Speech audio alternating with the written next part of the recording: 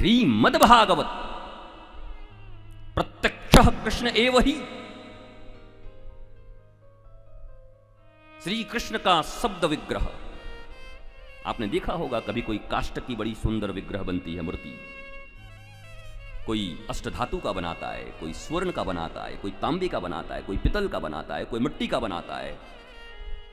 और दुर्गा पूजा इत्यादि में तो आपने देखा होगा कि कोई माचिस की तिल्लियों का बनाते हैं। यही तो कंपटीशन होती है कि इसने किसका बनाया, कोई सिक्कों का बनाया, कोई नोटों का बनाया। तो बहुत सारे विग्रह बनते हैं। वह भगवान ने भी कहा कि मैंने भी अपना एक स्वरूप बनाया है, शब्दों के रूप में अगर मुझे देखना हो तो श्रीमद् भागवत को देख लेना, मैं साक्षात श्री कृष्ण हूं, प्रत्यक्ष है। तो किसी भी वस्तु को जब लेने चाहते हो तो पहले उसका महत्व समझ लो। पहला दिन महत्व का होता है भागवत का। यद्यपि गाते गाते प्रस्थान कर गए लोग, सुनते सुनते भी प्रस्थान कर गए, महत्व ही कंप्लीट न हुआ तो आगे के 12 स्कंद और 365 अध्याय, 35 अध्याय कौन सुने? 18,000 श्लोकों का विवेचना, विमर्श, गवेषणा, महिमा कौन सुने, कौन गावे, कौन समझे? इसलिए महत्व बड़ी सावधानी से सुनना, नहीं तो चूक जाओगे।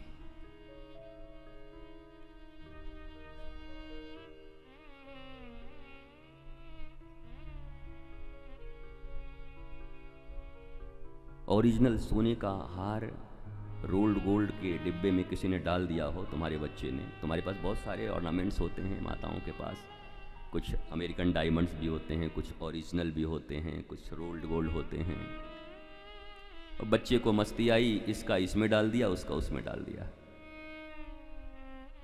और माता जी की कोई बहन जी आई, कोई आया, चलो रोल्ड गोल्ड दे के पीछा छुड़ाते हैं, ले बहन मैंने पहना था तुझे दे दिया। बाद में पता चला कि गोल्ड निकल गया, रोल्ड गोल्ड रह गया यहाँ पर। और जिंदगी में ऐसे ही हो रहा है। जिन चीजों को आप दूसरों को बांट रहे हो, लोग ज्ञान दूसरों को बांट रहे हैं, खुद के लिए नहीं रख रहे हैं। गोल्ड दूसरों को दे रहे हैं और अपने लिए बोला अपना तो बस कुछ मिल जाए तो बस उसी में संतुष्ट हैं, हमको बहुत ज्यादा नहीं चाहिए। पर ये एक ऐसी जगह है जहां डिब्बा भी गोल्ड का है और माल भी गोल्ड डायमंड सब भरा हुआ है। कथा भी श्रीमद् भागवत की है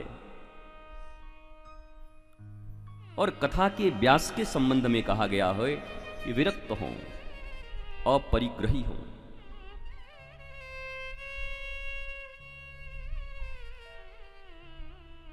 तो श्रीमद् भागवत भगवान के समक्ष बैठकर ये जरूर कह सकता हूं कि इन्हीं की कृपा से परिग्रह की कोई भावना नहीं है।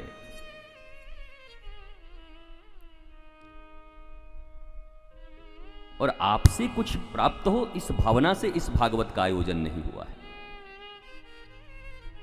इस भागवत से आपके जीवन में श्री कृष्ण आपको मिल जाएं, आनंद आपको मिल जाए, इस भागवत का हेतु मात्र इतना ही है।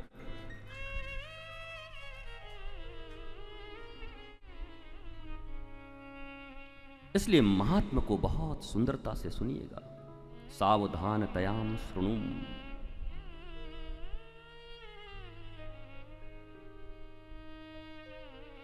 सुनहु सती सादर मन लाई।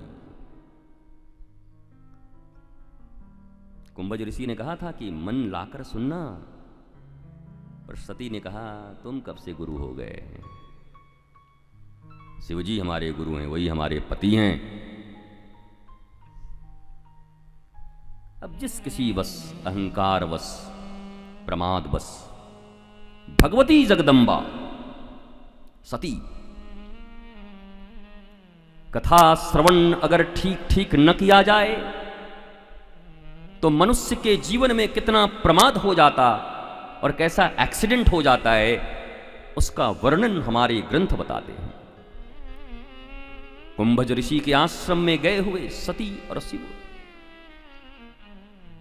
भगवान शंकर तो औघड़दानी यद्यपि ये कथा भगवान शंकर ने ही लिखी है, उन्हीं के मानस में उपजी है पहले। रची महेश निज मानस राखा, पाई सुसमय शिवासन भाखा। आदि कवि वाल्मीकि जी हैं, गोस्वामी जी हैं, ठीक हैं, लेकिन रची महेश, इस कथा के रचनाकार कौन है? महेश, शिवजी। अब जरा सोचो, जिसने रचना की है वही सुनने जा रहा है। आप में से भागवत की रचना कौन कौन किया है? नहीं, आप ही नहीं रचा होगा ना। जिन्होंने रचना की महादेव, वो स्वयं श्रवण करने जा रहे हैं, क्योंकि कथा के संबंध में है। बार बार वर मांगहूं, हरसि देहु श्रीरंग, पद सरोज अनपायनी, भक्ति सदा सत्संग। बार बार वर मांगहूं, हरसि देहु श्रीरंग, पद सरोज अनपायनी,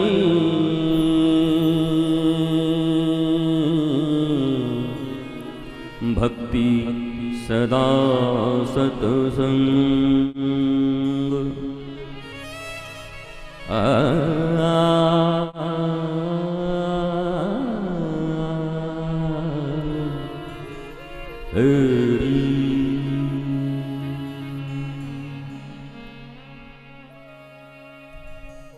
भगवान शंकर कहते हैं कि मुझे भक्ति दे दो।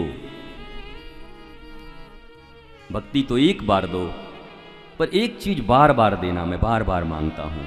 श्रीरंग भगवान क्या कहा? सदा सत्संग, सत्संग सदा दो। अब देवाधिदेव महादेव शंकर जी हमसे तुमसे तो कम से कम ज्ञानी जरूर हैं। वो जब भगवान से मांग रहे हैं तो कह रहे हैं भक्ति एक बार दे दो, पद सरोज अनपायनी दे दो, सेवा दे दो, पर एक चीज बार बार चाहिए मुझे।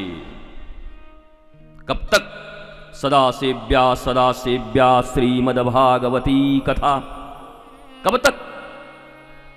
जब तक जियो तब तक पियो। महाराज जी, ये भागवत कथा कितनी बार सुननी चाहिए? आज तक किसी ने पूछा कि चावल दाल कितनी बार खानी चाहिए जिंदगी में? भात, रबड़ी, पकौड़ी, समोसा, कचौड़ी, कभी किसी ने पूछा? बोला जब तक जीना है, अन्न में ये प्राण है, अन्न हमें लेना है। कभी किसी ने नहीं पूछा कि श्वास कब तक लेना है? न लगे तो ऑक्सीजन की नली लगा दी जाती है, नहीं तो मर जाओगे। तो श्वास जरूरी है, जल जरूरी है, अन्न जरूरी है, अपने जरूरी हैं, पराये जरूरी हैं निंदा करने के लिए। तुम्हें सब जरूरी है, पर भागवत के लिए, स्मरण के लिए, प्रबोध के लिए, ज्ञान के लिए, कथा के लिए पूछते हो कब तक?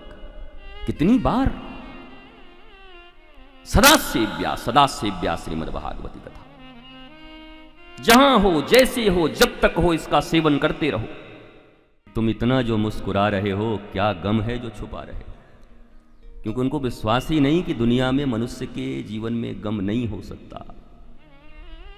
मनुष्य दमादम हो सकता है, वो सोचते ही नहीं कभी। श्री कृष्ण नारायण हरि परमात्मा परमेश्वर छाती ठोक कर कहते हैं, मम एवांश जीवलोके जीवभूत सनातना। ये जो समक्ष बैठे हुए लोग हैं, किशोरी जी आपको पता है कौन है? किशोरी जी ने बताओ कौन है? बोला ये सब मेरे अंश हैं, मेरे हैं। जो मुझ में है वही उनमें है। मैं सच्चिदानंद हूं, तो चलो थोड़े बहुत कम हैं, संतान हैं तो आनंद में तो रहे।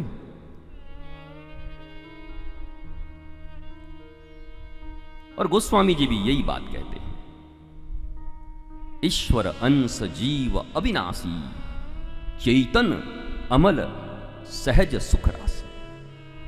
देखो, कारणों के द्वारा सुखी होने वाले लोग तो इस दुनिया में बहुत हैं।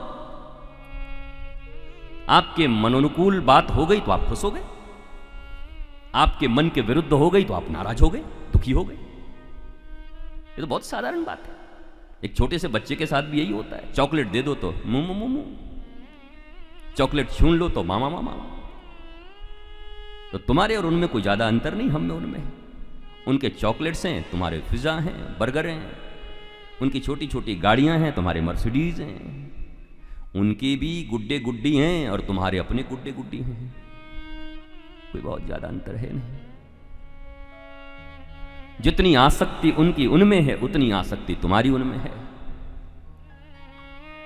कभी कभी ऐसा लगता है, लोग कहते हैं बच्चा बड़ा हो गया पर मंद बुद्धि है। अब हम लोग अपने विषय में क्या कहें? हम कभी कभी सोचते हैं बड़ा माइक से कहना चाहिए कि नहीं। अपने विषय में तो हम कह सकते हैं कि शरीर तो बड़ा हो गया पर विवेक और बुद्धि मंद रह गई। और आपसे भी निवेदन करेंगे, घर में अकेले एकांत में सोकर आप भी विचार करेंगे कि कहीं शरीर ही तो बड़ा नहीं हुआ है सिर्फ, या विवेक, समझ, ज्ञान, पवित्रता, ये सब भी वृद्धि हुआ आपके भीतर में। गोस्वामी जी कहते हैं सहज सुख राशि। देखो, सुख राशि अलग बात है। हालांकि आज के कोई होते तो सुख काट देते, धन राशि लिख देते। ईश्वर अंश जीव अविनाशी, चेतन अमल सहज धन राशि। केवल सुख राशि नहीं है, सहज सुख राशि। स्वभाव है उनका spontaneous, there is no hurdles. कोई बाधा नहीं है, सुखी हैं, सहज। इफ एंड बट पे उनका सुख आधारित नहीं है। अगर मगर पे जिनका सुख है वो तो रो रो के ही जी रहे हैं। मैं अक्सर कहता हूं 7 बजे एक मैसेज आता है मोबाइल में तो एकदम फेस ऐसा हो जाता है कि मत पूछो। और इमोजी तो बहुत अच्छे होते हैं, भेज देते हैं। दिल भेज दिया, फूल भेज दिया, मुंह से निकलता हुआ दिल भेज दिया। व्हाट्सएप में तो एक से एक इमोजी है, मुंह से दिल निकल रहा है। सचमुच तो बेचारे का दिल का पता ही नहीं, बस राशन के बिल से और पेट्रोल के बिल से परेशान है। दिल कहां है? श्रीमद् भागवत की कथा मनुष्य को प्रबोध देने वाली है, अबुद्धों को बुद्ध बनाने वाली है। जीवन में जितनी भी परेशानियां हैं, शोक हैं, असुर हैं, राक्षस जिन्हें कहते हो, ये सब अबुद्धों को मारते हैं। बुद्ध को कोई नहीं मारता।